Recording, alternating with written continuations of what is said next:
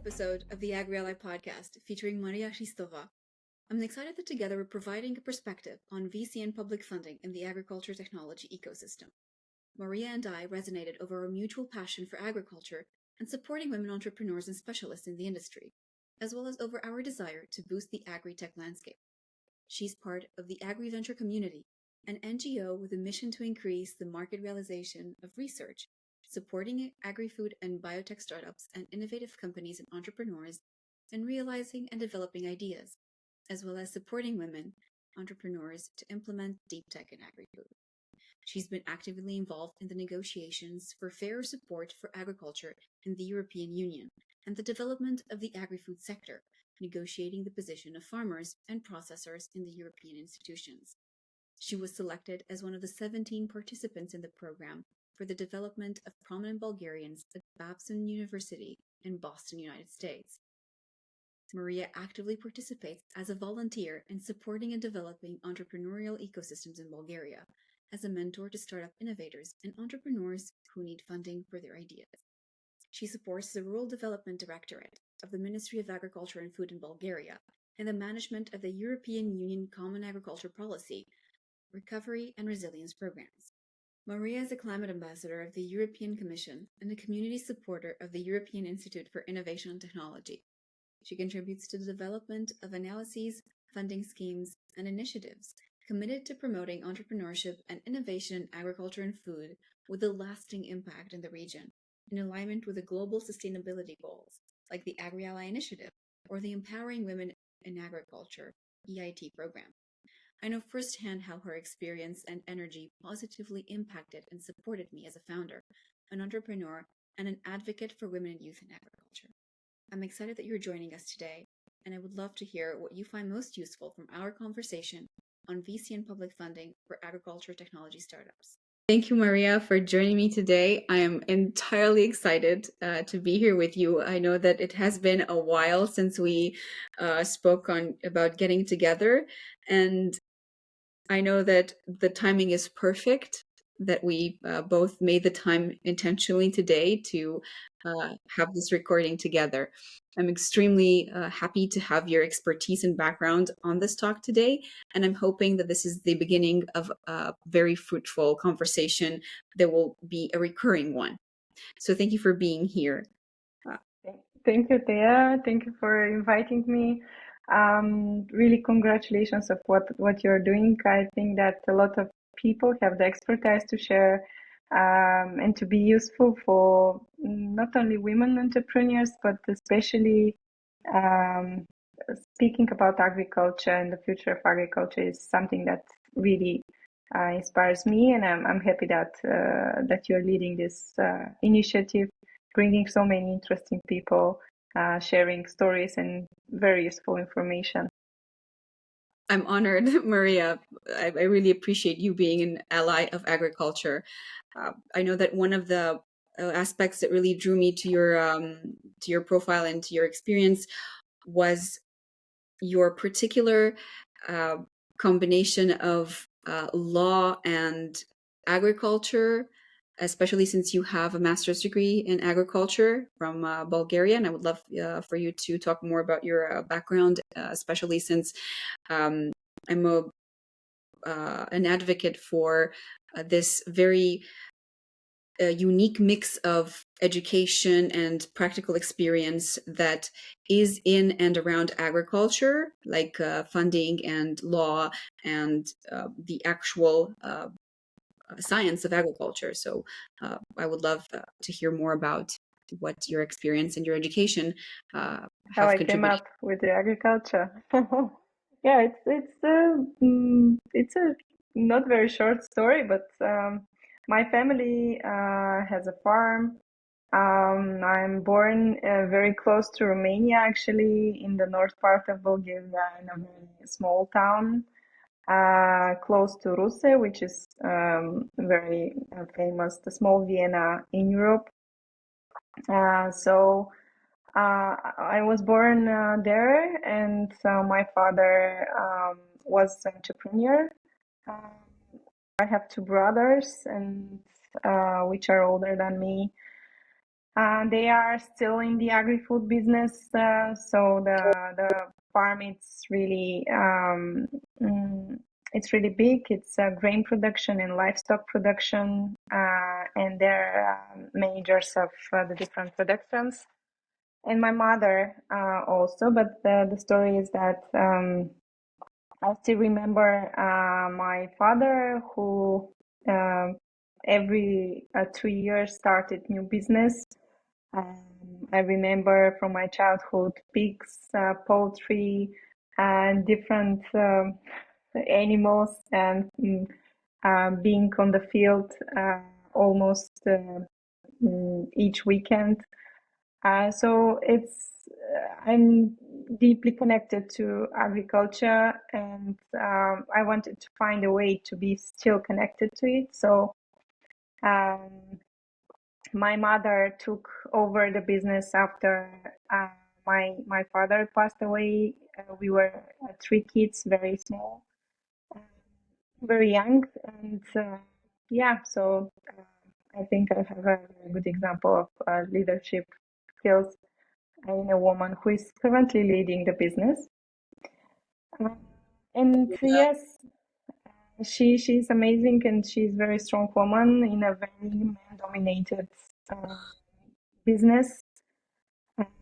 And she's really inspires me a lot. And it's a good to have such an example in your development professional. Absolutely. This is why we're having this conversation. Absolutely. I love that. So, yeah, you asked me how I came up with combining law and agriculture. I told you about the business of my family. I graduated. I went to Russell to study German, and then applied for Sofia University, the master degree in law. It was very competitive back time. I know that currently it's not so difficult to apply for a master degree, but back then it was very a lot of preparation, 2 years to apply for this, specifically for law in Sofia University. It's one of the oldest universities, and it has a lot of history and a very high ranking. So it was an ambitious goal back then. And when I graduated after 6 years of studying, I started my career. I started it when I was a student, actually, in a law firm, in a law company, and I had an internship there, and then my career started when I applied for a position as an expert in the National Assembly in 2015. And then I thought that it would be really nice if I make a career in a Big Four company. So I applied for Deloitte. And yeah, I spent there 2 years and met wonderful people with whom I still have a very good connections. And yeah, then I was invited by one of the previous ministers of agriculture to participate in one very important project. It's the negotiation of the common agriculture policy with the services of the Commission, the Council, and the European Parliament. So it was a really intensive period of 2 years where I traveled a lot to Brussels and was part of the whole process of the adoption of the regulations and development of the strategic plan, which is also applicable as a procedure for each member state. And yeah, basically this is a combination of both, and it's very interesting in terms of changing public, private, and the NGO sector, which is currently something I'm supporting. Absolutely. Thank you for sharing that. It's really one of the reasons for which I wanted us to have this conversation, because I realized how valuable your experience is because of the fact that it focuses on all of these segments of the industry. You can't have any kind of industry without policy, without the private sector and the public sector. So I think this is the only way that you can actually support an industry, especially when it comes to agriculture. And when you grow up with people, like family, and around this whole environment of a farm, I think it provides such a wonderful perspective that can help you be more connected to this industry and to understand it better, I think. Yeah, So absolutely. this is Absolutely. And it's another way to make an impact, again, to the sector, but not directly participating in the farm activities, which are really something happening on the field. Although I'm traveling a lot, yeah, building up projects which are impacting for the good in terms of farmers, entrepreneurs, and researchers. This is something that we can discuss, of course. absolutely. And one of the uh, principles of the podcast and the initiative is that once we begin this conversation, I'm hoping to have more of these episodes, because since it's a huge industry, since this is a very important topic, and I believe that you can support people and have a really considerable impact for viewers, for listeners, and of course, with everything that you are doing with your work, have a palpable effect in the industry. I'm sure that all the listeners will get a lot of insight from what you have to share. And one of the aspects I was really looking forward to discuss with you is your work with AgriVentures and everything that you've done so far in the very short period since you have launched. And it's quite encapsulating. I would love to hear more about that. Thank you, Thea. Probably what you understand and agree with is that Eastern European countries have a lot of potential. However, the ecosystem is quite it's fragmented. Ecosystem with respect to entrepreneurs, and the reason for that is historical. Bulgaria, especially, has a lot of years being a satellite to Soviet Union, and the education and the idea of starting business sometimes is not very well understood, and we have a lot to do in this respect, changing our mindset of what entrepreneurship is. So the reason we actually established one initiative is called AgriVentures, and it's a non-profit organization, and I support it together with three colleagues of mine. Dileana, she's amazing. She's a project manager, a lot of experience in Horizon projects and project management, writing project proposals. Ivailo is an entrepreneur. He's producing fertilizers and exporting to the US. And Victor, he's the financial guy, so he's managing all of the budgets when we are preparing projects and implementing them.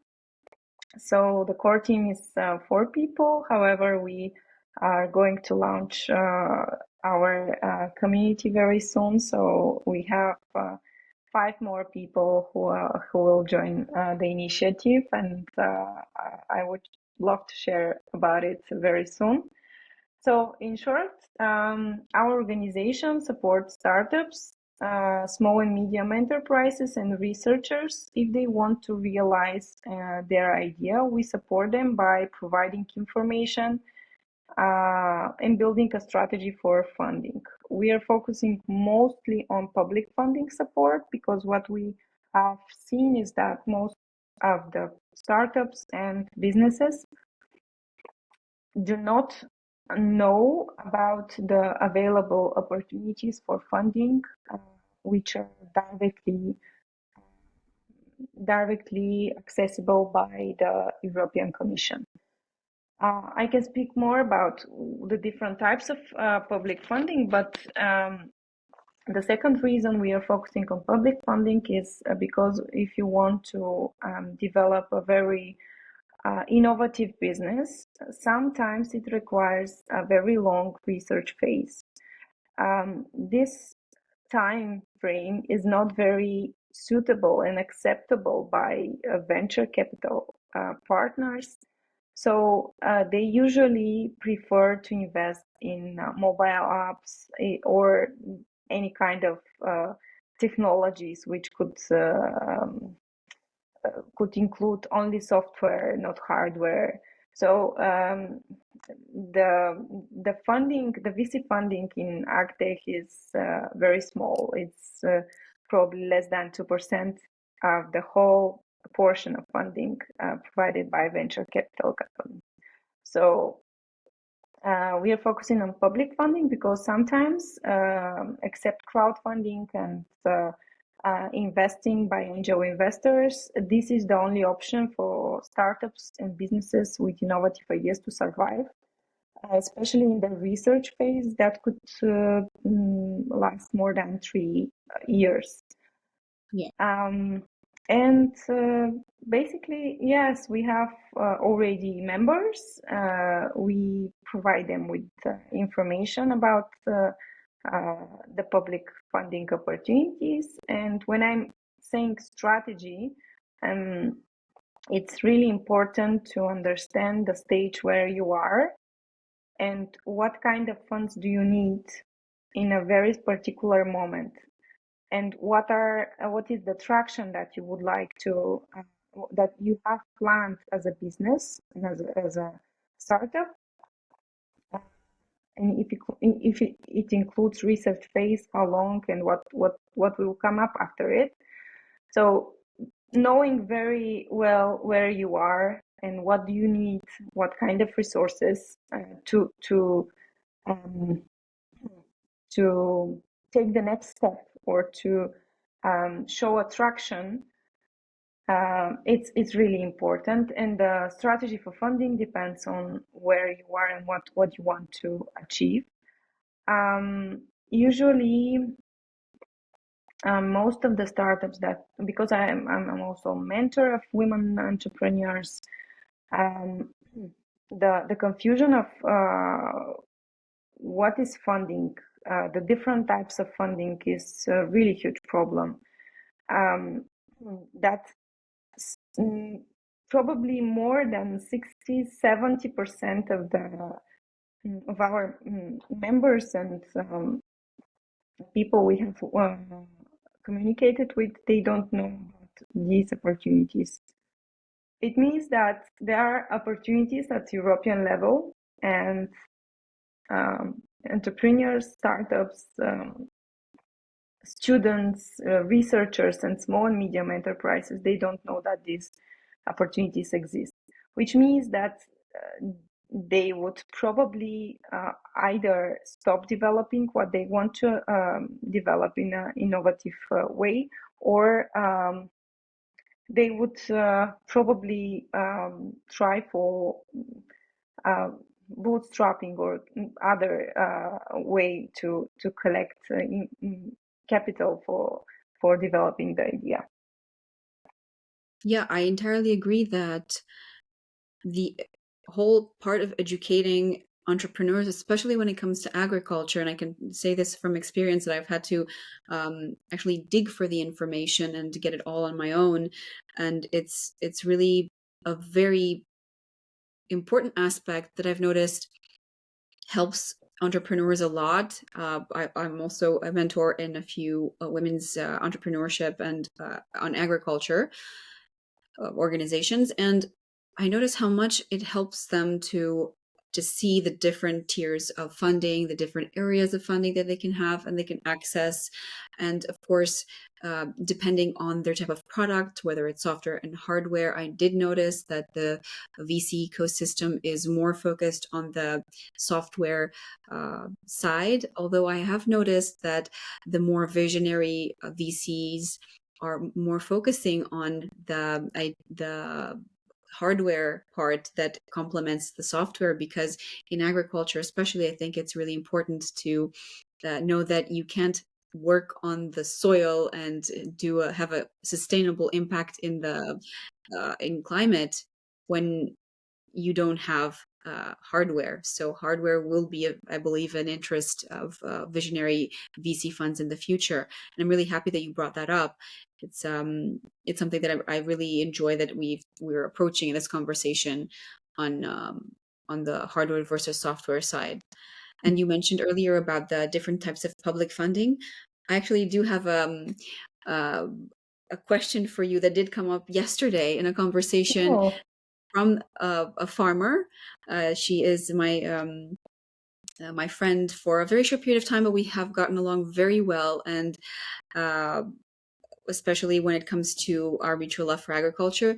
And one of her questions was that, actually one of her challenges was that she has accessed a small piece of investment as a very young farmer, and she would love to know what kind of complementary funding she could possibly have to help her in developing her greenhouse business. She's trying all sorts of innovative ideas in her farm, and she's a very go-getter type of person, very intelligent and very focused. And I know she would definitely profit from your expertise on this. Oh, interesting. I have to understand more about her, but if I understood, she would like to scale and invest more in the production side. Yes. This is the question, then public funding support basically is divided into two main pillars. So one is direct funding and the other one is indirect. Direct funding is all of the opportunities and programs which are provided as and submitted directly to the European Commission. The second pillar is indirect funding, which consists of the operational programs which are managed by the national authorities. So we can cover the first pillar afterwards, but with respect to the second pillar, indirect, one of the biggest funding support for agriculture, probably having 33% of the whole European budget is the Common Agriculture Policy. It's indirectly managed. I mean, funds are provided by the European Commission, co-funded by the national authorities and provided through programs on a national level. So she would have several opportunities to apply for. One is if she hasn't applied the measure Young Farmer, it provides lump sum support, which is 100% funded by the European Rural Development Fund, and it's a measure where she can have the opportunity to include different expenditure for investment. If she has already received funding through this measure, she has the opportunity to participate in different measures. Yearly, she has, as a young farmer, she receives direct payments, which are she has the opportunity to apply for additional payment by hectare because of she's a young farmer. She also has the opportunity to apply for the investment measure, which is programmed in the national strategic plan. She has also opportunity to apply for one measure which is really interesting among all of the member states. It's innovative projects where farmers could work on a project with entrepreneur or researcher, and they have the opportunity to receive between 15,000 and 300,000 euro for a period of 3 years. It depends on each member state, but if you say me more details, I can check on that. Another opportunity is the measures for education, which are again provided by on a national level. Also, she has the opportunity to participate in so-called operational group measures. These are measures where she can collaborate with other farmers and receive compensation for the expenditure they have as a marketing and selling their products and entering new markets.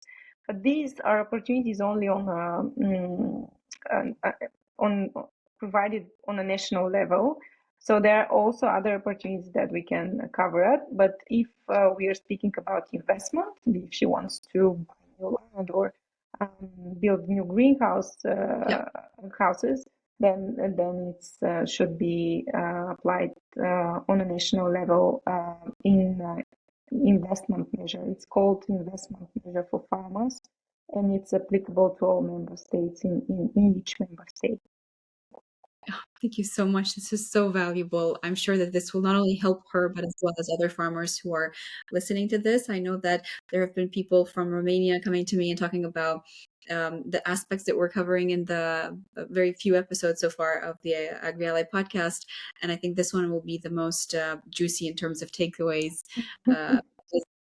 I hope we can cover all of the information that comes up from it. It's a wide field, unintended, and I know that I want to have as much information from you as possible, from your precious time, and it's really I notice how much it matters to farmers when they have an infusion of capital and investments, and how far they can go in terms of innovation and progress in their work. It really, really supports them, as well as startup founders. I know it goes a long way. One of the aspects that I wanted us to cover today was about the importance of gender lens investing and the need for increased female representation in AgTech. Yeah, absolutely. So you probably know about the fact that probably 93%, 95% of the investments in women in startups usually are led by men. Predominantly, men are part of the team in the startup. And what is interesting is that actually 93% of the venture capital partners are also men. So what is why we should speak about this? I participated in one very interesting report, and I really advise each of the listeners who are interested in this topic to have a look at it. It's women empowerment in agriculture. It's produced by EIT together with other contributing partners. EIT Food. If we have to explain what EIT is, European Institute of Innovation and Technology is part of the European Commission. It's organization which consists of different knowledge innovation ecosystems. It means that this is the organization responsible for boosting entrepreneurship in Europe. It has different programs for education, support of startups, and support of partnership with businesses. And what this organization is doing is not only supporting acceleration, finding new partners. It's a really huge ecosystem of partners, startups, research institutions in Europe, and has a lot programs which are really useful for agriculture and food and entrepreneurs and researchers and the business. And what is stated in this report, we can speak more about the EIT food and the programs later on, but what is stated in this report is that regions which are more innovative have a very good, let's say, a position in the European Innovation Dashboard. Those countries, it's discovered by GRC and DG Regio in one assessment. Female AI, Fem AI is stated the index.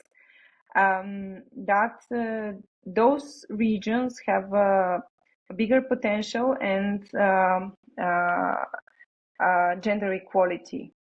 So it's the result of this report states that the more it's invested in women entrepreneurship, the more the region is innovative in terms of results, investments by the private sector, new doctorates, and all of those important criteria which show which country is more innovative than the other and than the rest of them. So it's really interesting report. However, in Bulgaria, things with women in the farming industry are not so bad.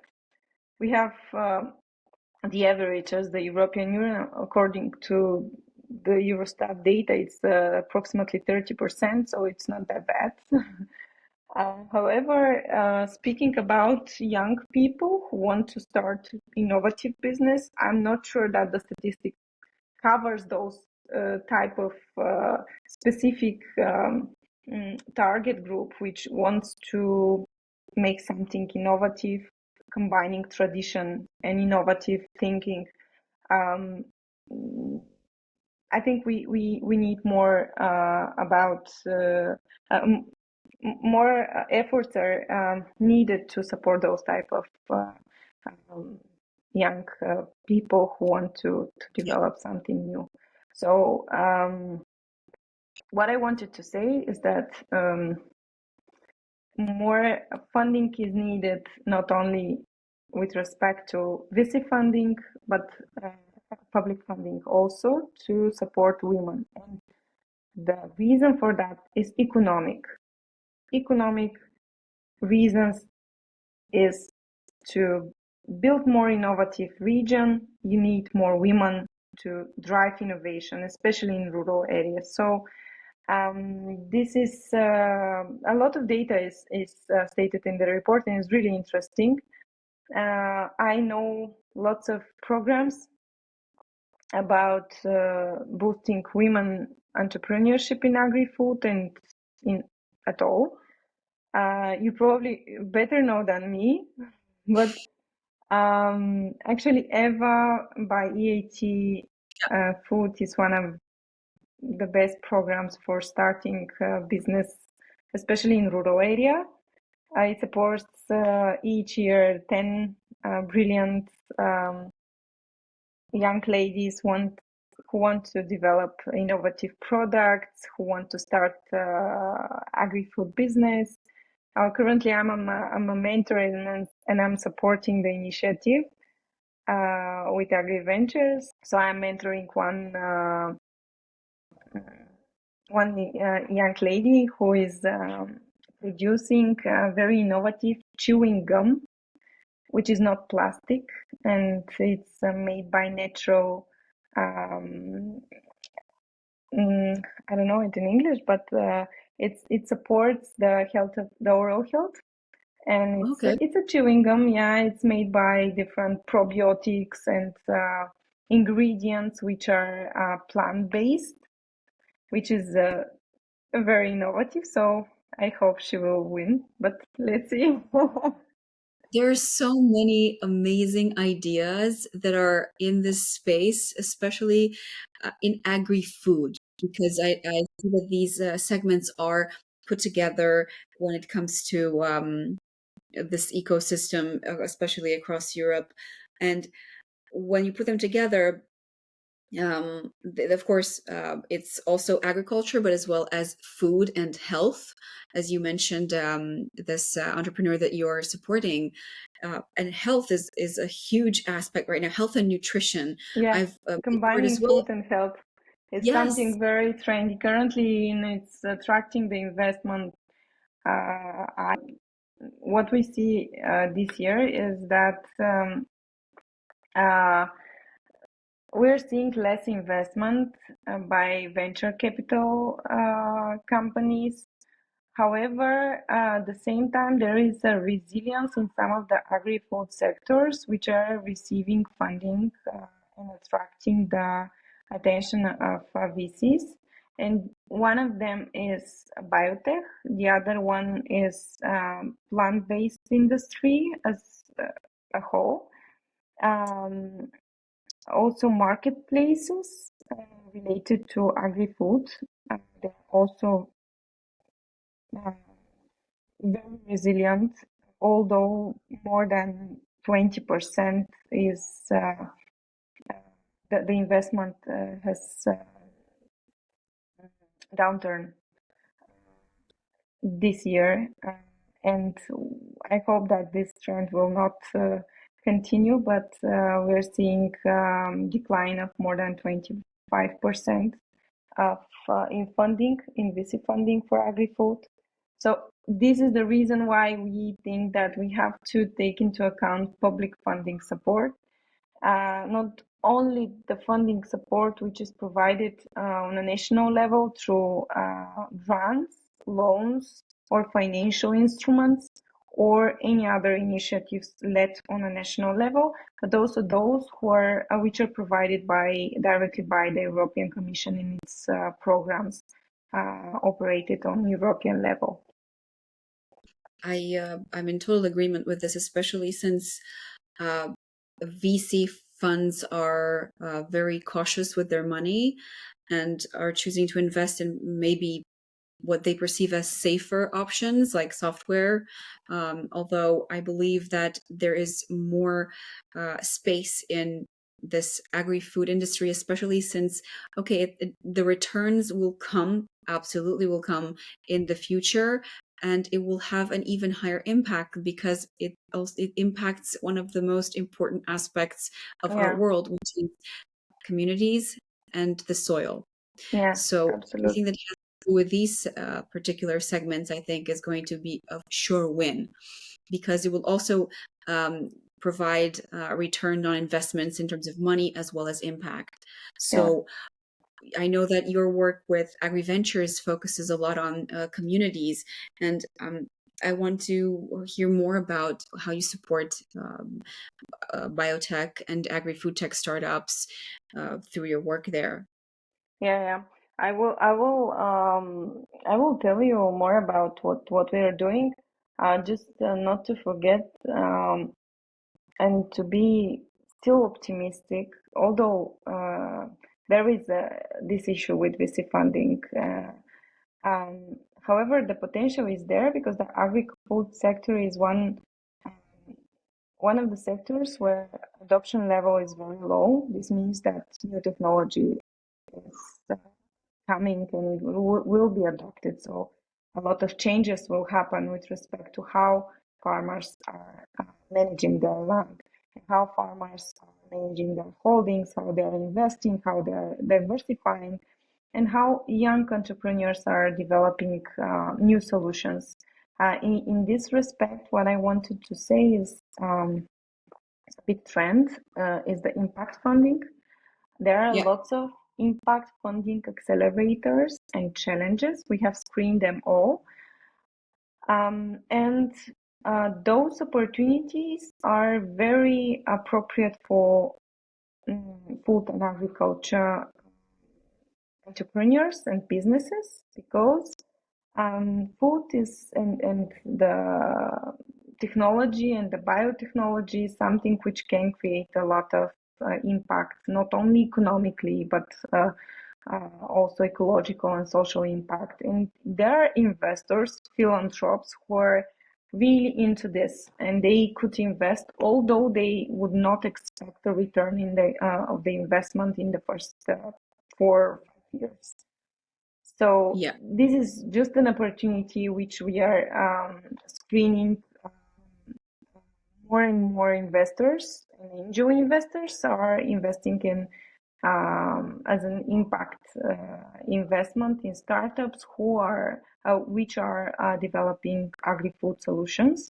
And I think having in mind the new regulation for ESG, which will come, which is currently in force for bigger companies over 40,000 million.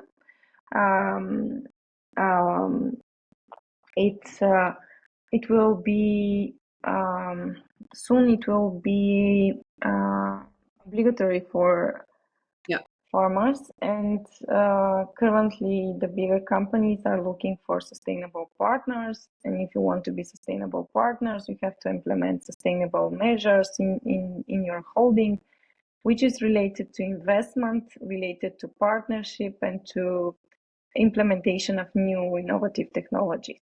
This was just something about impact investing, and of course I can share more information about it.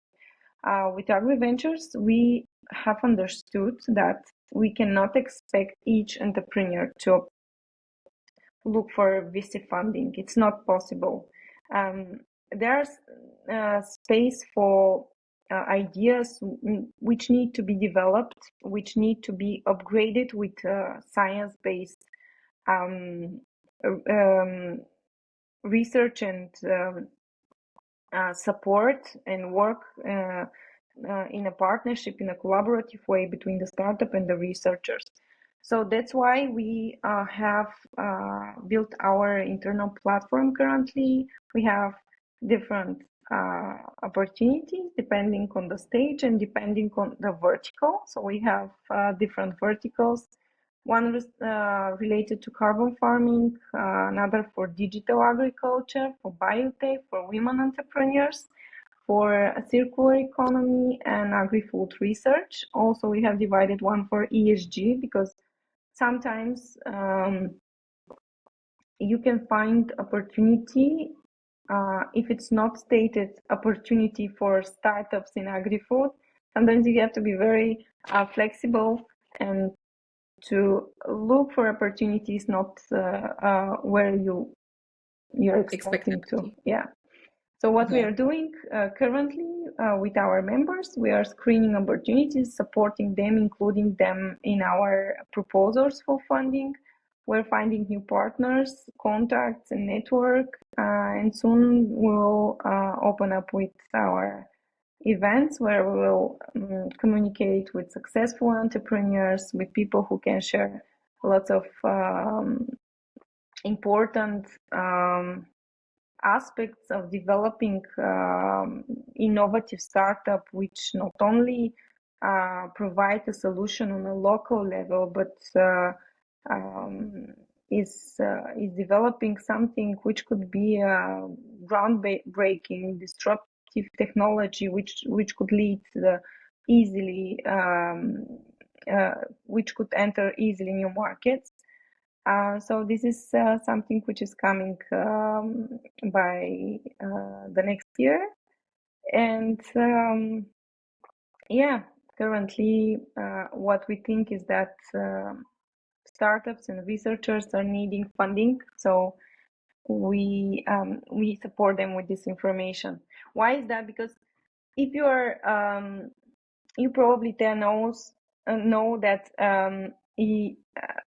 there is a lot of information, but it's really fragmented, and sometimes you don't know if this information is useful for you, how you can use it, how you can apply. Usually people who are working with, they don't know how to find even the platform for finding new partners, because you know that the funding at European level usually is let's say two types at European level. One is bigger projects where a consortium is Certainly. applying, consisting of more than 5 to 15 partners. It really depends. Applying for different work packages, different initiatives and activities included in the project. Some of the projects are between 1 to 4 million euro, involving different participants from different member states. Some of the projects are require participation of minimum 2 participants. For example, such proposals are the EIT Innovative Call, Eurostar's call for development of innovative projects by entrepreneurs and researchers from different member states. The other option is a very big option, a very good option, I think, is cascade funding. We recommend it to our startups and members because the amounts are not very big, but the application process is much more easier than writing a bigger project proposal. So the amounts are 100% funding between 60,000 and 300,000 euro. So those type of funding is really important for the survival of our startups. Absolutely.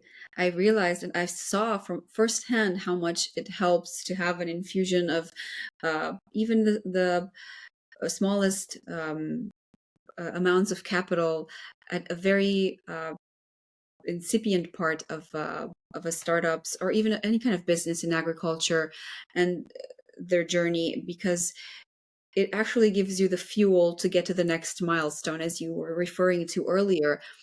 And I think it's awareness of such funding calls and opportunities for entrepreneurs that are very important to have and to be in their field of view, because then the most innovative and savvy entrepreneurs are going to apply for them, and they're going to move forward in their journey. Yeah. And it also has to do with natural selection of entrepreneurs and their products, because something that caught my attention earlier about what you mentioned with AgriVentures and the support that you offer for each business that you support, with different types of support, getting access to funding, consultancy on how to do that, as well as in different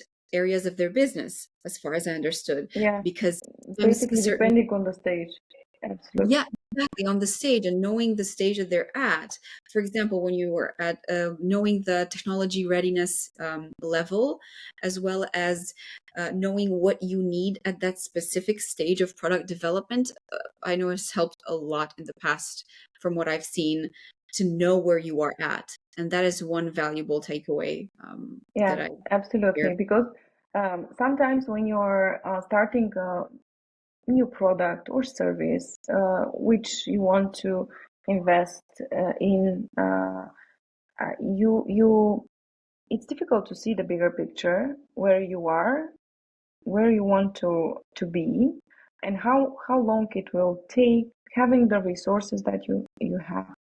And if you have a milestone, for example, I would like to invest in research to, for example, if I can give concrete examples, if you are developing irrigation service which is innovative and it's combined of software and hardware, and you want to be a more innovative in terms of the service that you are providing, you would like probably to invest in a research on the opportunity for using image recognition in your technology to make the decision process of the software more precise, depending on the needs of the plant. This is such an example, and this part of the research, because you would need technology expertise, but also science-based expertise from research institution or institute or any other individual who is working on this topic. So this part of development could be funded also in a separate project. So I didn't mention, but the individual projects which are funded and are really competitive, but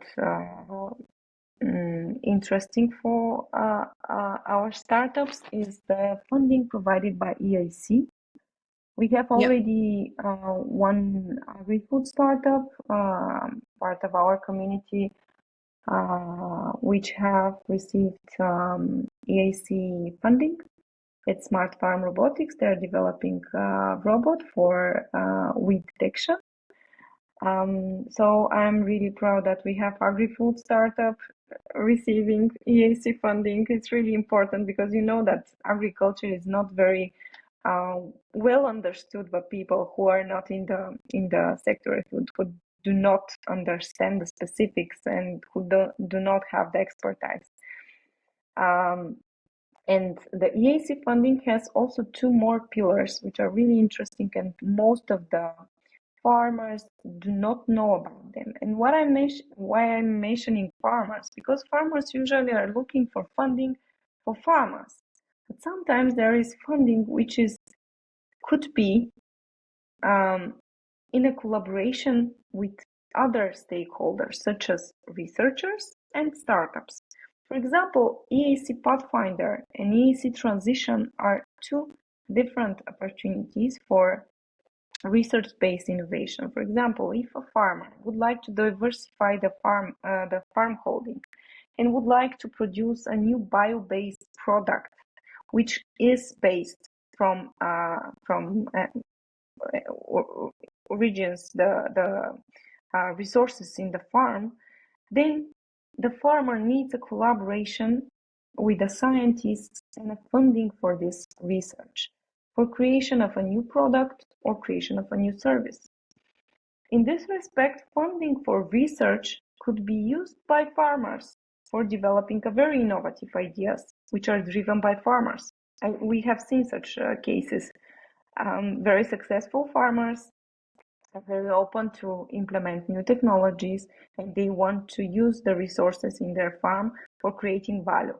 And they come to us and would like connection to researchers and funding for this idea. This is an example of what we are doing. And it's really interesting that there are lots of different ideas, lots of different situations where the driver of innovation could be the farmer. Sometimes the driver of innovation could be the startup. And the startup would like a support with contacts, with funding, with network and acceleration activities. But the most important thing for one startup to survive is to have resources for the team to stay motivated during the very difficult phase, which is the research, the first phase of development of the startup. And what we also are doing is we started this year a testing program. We are connecting innovative startups with farmers, and they are visiting the farm and using the fields for testing their technology. Currently, we are piloting it with one Israeli startup who is using drone images for recognition of the of weeds.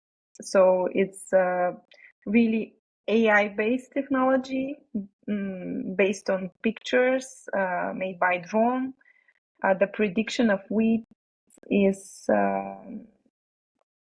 something as a core service provided by this startup.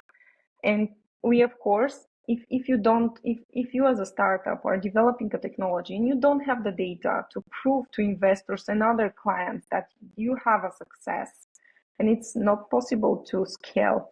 And this communication sometimes is difficult to be the mediator of to be a startup speaking to a farmer, because they have totally different languages. So we are supporting them to make this communication more fluent.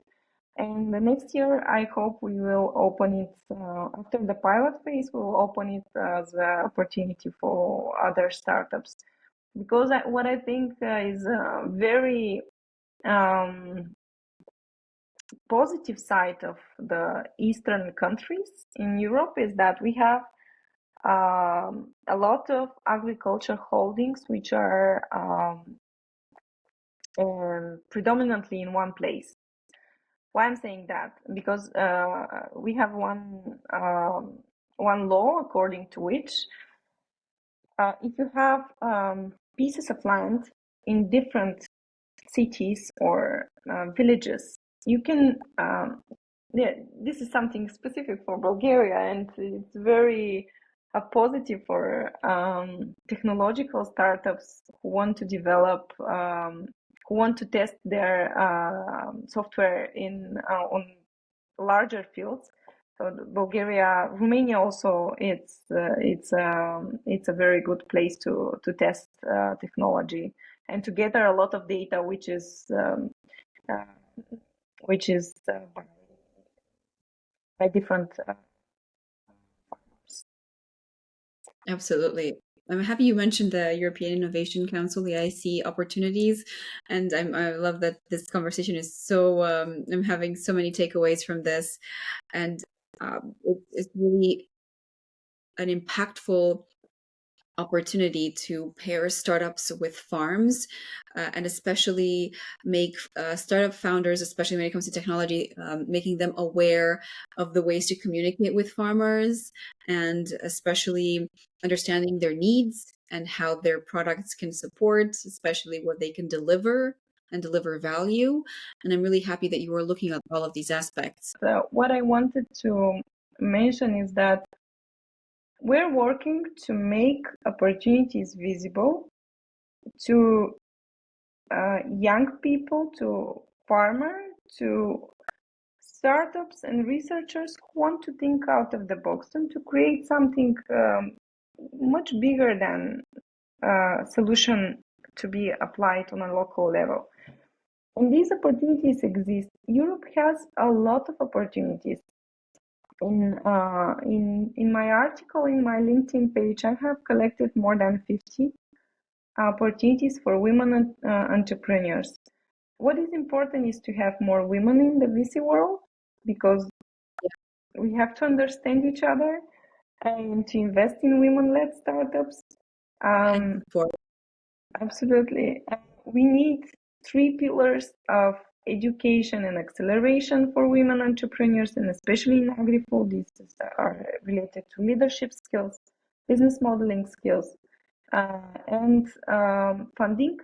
How what we are doing, probably we have to make courses about funding, but we thought with Dileana that we have to open a webinar for funding, writing project proposals. Absolutely.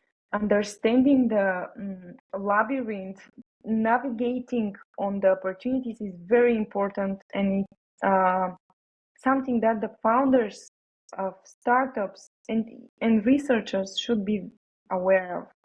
This is not something as a one-time opportunity. You always have to find different ways to include your idea in different projects.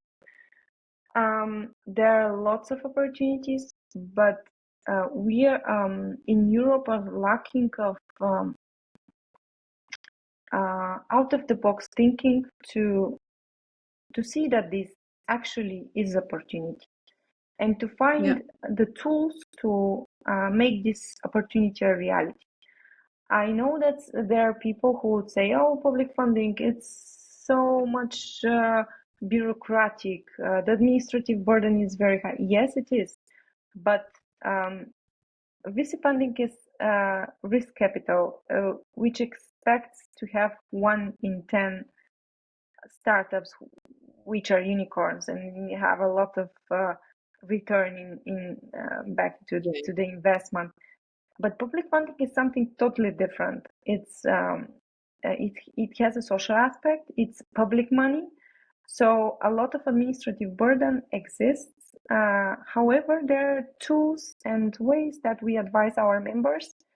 When you become our member, we do the screening of opportunities, and we advise where to register, what profile, how to make your project identification form, what to include in it, how to contact partners, where to contact them, because sometimes it's not necessary to have the skills to write a proposal. You could be invited, but if you don't know where to show your name, that you are a startup and doing that, or you're researchers, or you're a business, you will never participate in collaborative projects. So these skills are very important also. Absolutely. Basically becoming visible and becoming aware of the needs that you have for that, so you know where to go to, or to whom to go to, like you are. I'm really happy that we're actually covering this. I know it's really going to be helpful for a lot of the startup founders that I know, not necessarily for agriculture, but and trust me when I say that this is going to inspire people beyond just agriculture, and I know it will definitely be impactful in Agritech. And one aspect that I would like for you to share, how do you think that discussions like on these topics are helping women, especially, and young people into agriculture? I think, of course, if probably you include some kind of questions after our podcast to understand if we missed something that we can cover, of course, we can make a next episode. This is just a suggestion. But I don't know. Sometimes what I see when I'm speaking with women entrepreneurs and women who would like to develop an idea, there are so many women who are staying in the big corporations, and they're dreaming of having an innovative farm and living in the rural area. There are so many people who are dreaming of it. I think the more initiatives, the better. We are lacking those initiatives. I hope we're sharing a lot of useful information. But for me, if I wanted to understand more, those type of discussions would be very useful, because it will inspire me to look for specific information that would be very useful for me, and to contact all of the guests that you're inviting, and to have different and diverse contacts which would come up with projects or ideas or collaborations. I have participated in different meetings and podcasts and different events, conferences, let's say. And some of our projects that we have submitted this year were with participants who I met on events, or who invited me to participate in an initiative which they organized. So you can come up with different opportunities. You just have to be very open. So I think those type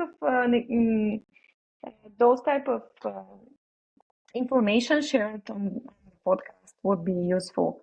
And I hope we will have questions, because I haven't covered 1/10 of the opportunity of the information about opportunities. It's very difficult, but yeah, I hope that it is clear that it depends on the stage where you are, and depending on the stage, there are different opportunities for each stage, depending on the milestone that you would like and the specific task currently you have issues with for funding.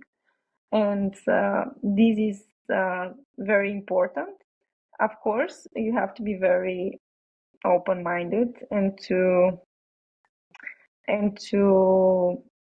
think out of the box, not not to looking for funding for farmers if you are a farmer, but looking, for example, for creation of demo points, innovative events, mobility, and other activities related to so-called innovative labs, which are currently created in farms, where Yeah, I noticed. yeah. So you really have to be open and to think about opportunities in a very broad way. And we currently are working to include more and more startups in project proposals and to make this service scanning for funding depending on the needs. Absolutely. This is extremely valuable.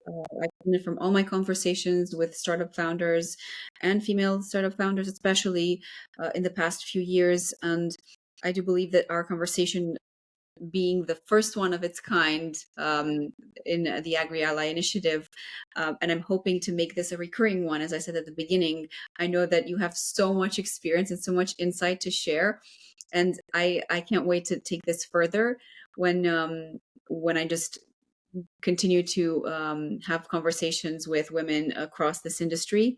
And one of the initiatives that the AgriAlly Podcast and Initiative was part of was a roundtable with the Undersecretary of the United States Department of Commerce, Undersecretary Marissa Lago, in July this year Well, at the Google headquarters. We were speaking about women's initiative, and I was at the same table with remarkable women from IBM, Google, Coca-Cola, American Chamber of amazing. Commerce,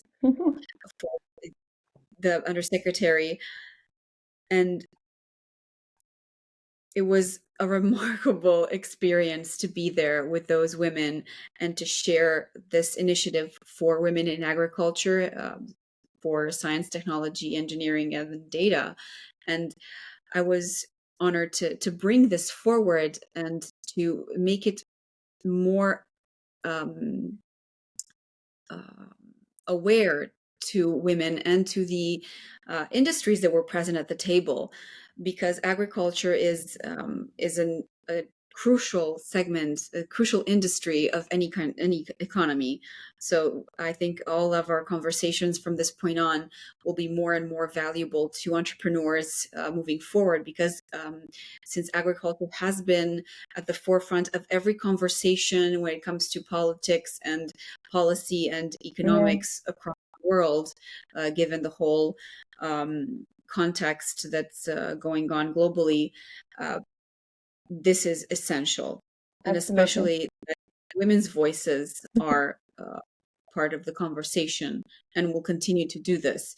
And it's, again, I think we could talk for hours about all the experiences that we've had. I know that we connected for a mutual passion for supporting women and supporting agriculture.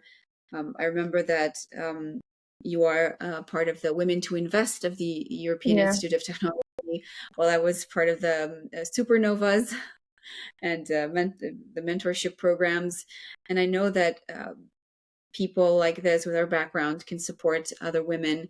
And I will quote somebody I met recently saying that there's a special place in hell for women who don't support other women. But I think it's great to see more women support women genuinely and include each other like this. I think it's just glorious. And absolutely. to make this even more holistic, I would be honored if you shared a resource or any aspect, book, podcast, or movie, or anything that activity that you are aware of that has helped you so far, or you believe could be helpful for women and younger people that are listening or watching. Oh, dear. Basically, if I have to be really honest, um, all of my time I'm dedicating to professional literature related to what I'm doing. Uh, Public funding, strategic planning, and all of the reports at the EU level. So I'm dedicating a lot of time for reading it and to be really Yeah. on track with what's happening and what's going on, especially now where we have a new commission. We will see what will happen with agriculture in the next programming period. And when I have time and I'm traveling with my car, I'm often listening to Huberman. So I would advise first for women and for young people or for our listeners to dedicate time for professional development, knowing what they want to achieve, but also dedicating time for personal development and using the time for putting some questions how they are, what they are eating, how they are, whether they have moved today, uh, how active they are, how conscious they are about their health. So Huberman is the person who is really inspiring me, bringing science to the people. And if I have to be honest, agriculture sometimes is known by people only by in the supermarkets. This is something that we have to think about as an example, how he translated science in a very understandable way. So we have to think about how to translate the whole complex agriculture value chain for people who don't understand nothing about anything about this sector. So Huberman has a wonderful protocols for healthy life, very accessible, um, truly inspiring. And if I have free time, I'm listening to each and every of his podcast episodes. Of course, as my what is when you have a lot of things that you're doing, um, we have one phrase in Bulgarian. When you have a lot of things that you're doing professionally, at the same time, we have one phrase which is "you took a lot of watermelons." Uh, so it's really specific. When I have time, also I'm listening to Storytel, which is like books online. Atomic Habits. It's way to under Atomic Habits. It's one of the books. What is interesting for me is how to better structure my time to be more disciplined and to focus on the positive sides. Each of us, especially women, are not very confident sometimes when they have new challenges, they're going out of their comfort zone. So at the end, you have to focus on the positive sides of what you can, not what you cannot do. And yeah, basically, this is. I'm so happy you mentioned that. It's really, as a neurodivergent, I realize how important it is to find your rhythm and to get clarity on that. That's really important. I'm really grateful that you shared that.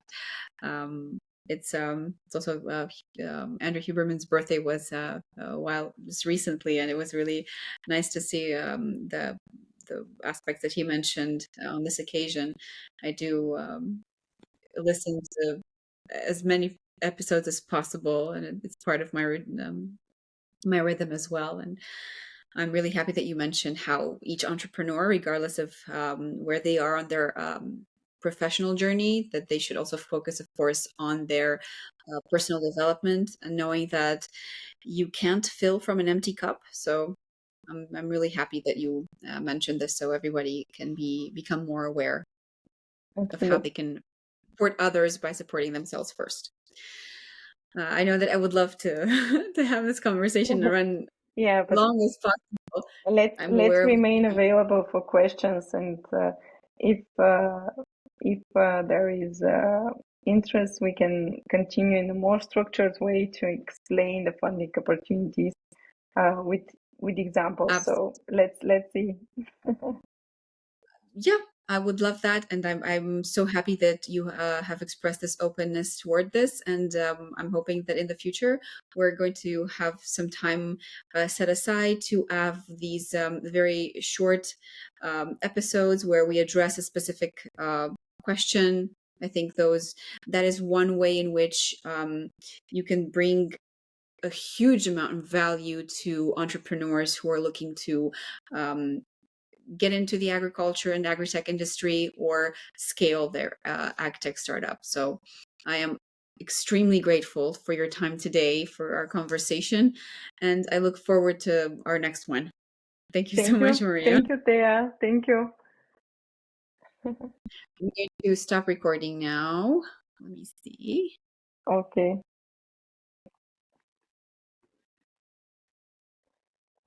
I think it was good.